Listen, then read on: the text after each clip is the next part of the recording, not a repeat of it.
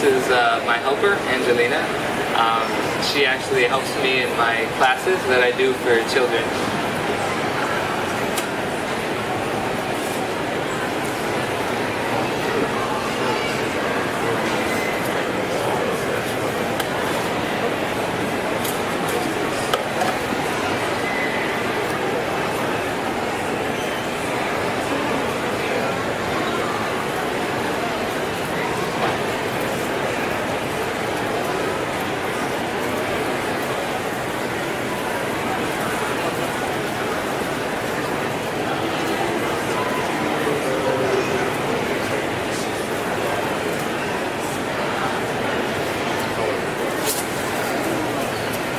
So here I made, for the beet blini, I pretty much made your typical pancake batter, but it's a little thinner. And how I infused the beets into it was I roasted beets, and I made that into a puree, and I infused that into the batter, and I subtracted a little bit of the liquid, so it makes the same recipe for that. And this is one of the dishes I do on CCM Culinare, and that is the business. It's a catering business. It caters to wedding receptions, to any kind of party, anything really related to food. We come and we cater. Also, it has cooking classes for children and adults. So for the blini, how I'm gonna start is I get my pan to about medium to high heat, and I just started with a little bit of oil. And this is a non-stick pan, so what I'm gonna do is just try to coat the pan and take off any of that excess oil.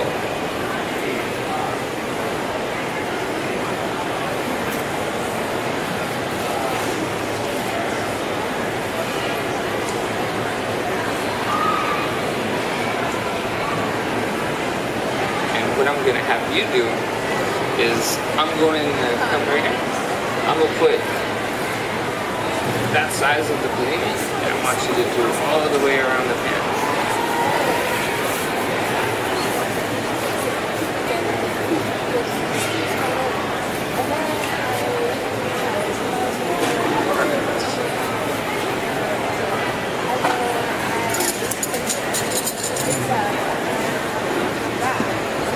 Okay, and then right when you start to see the bubbles form in the blini / mini pancake, then that's about the time that you know it's time to flip. Those look beautiful.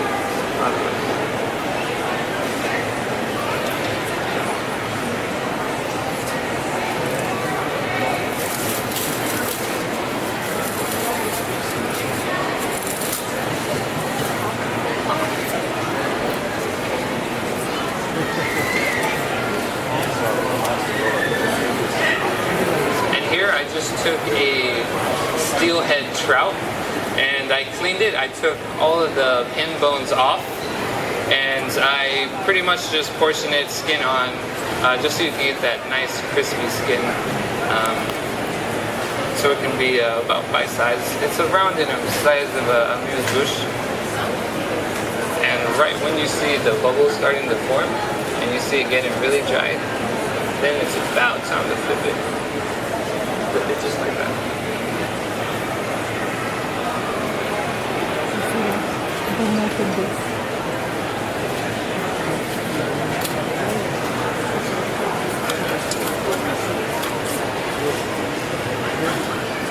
And I started getting into this culinary thing because I probably got into it around the age of, around her age, around 10 years old. And I got into it because I just woke up every morning smelling pancakes and waffles and any kind of breakfast item you can imagine. And I just woke up smelling, so I'd run to the kitchen because I was so hungry. And I would go in there and I was like, Mom, how can I help you? How can I help cooking? How can I, because I just want to eat. I just wanted to eat. And that's how I kind of just started my love. And she taught me some really cool things to start cooking. Since then on, I kind of wanted to be in the NBA first. It's a weird story, but then I realized I wasn't that good, so I'm like, all right, I need a plan B, and my plan B was cooking. And so I went into a culinary program in high school, and from there went to a competition, enjoyed that, just kept going to more and more, and then I'm like, hey, I want to go to one of the best schools in the States, so I went to the Cordon Bleu program in San Francisco, California. And how does that look? That's the first one right there.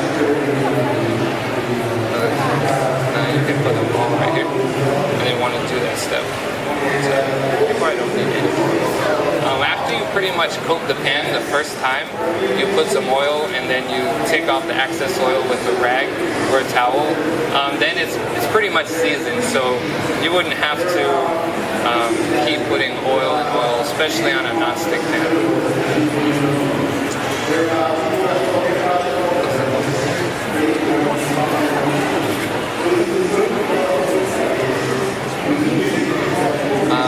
So after I went to culinary school in San Francisco, I kept wanting to be the best and to achieve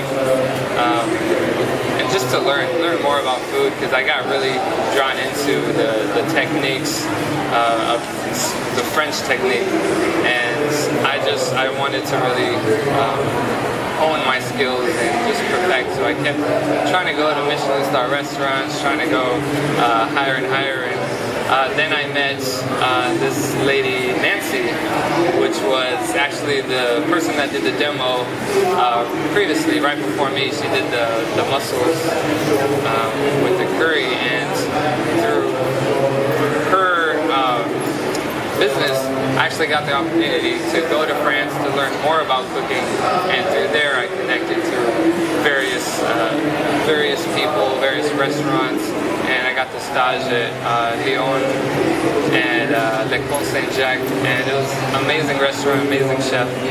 Learned so much from there, and then it's time to do the business, time to put it all to work.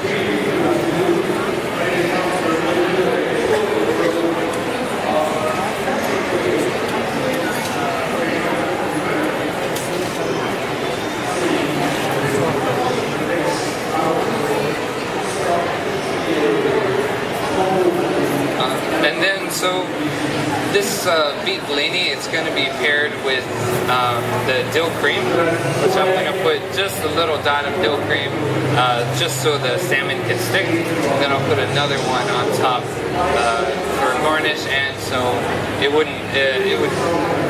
help balance the flavors more. And this dill cream I just made out of, just took sour cream and fresh dill, chopped up the dill, and just whisked it in, and you have perfect cream. Added just a touch of salt, just season the taste.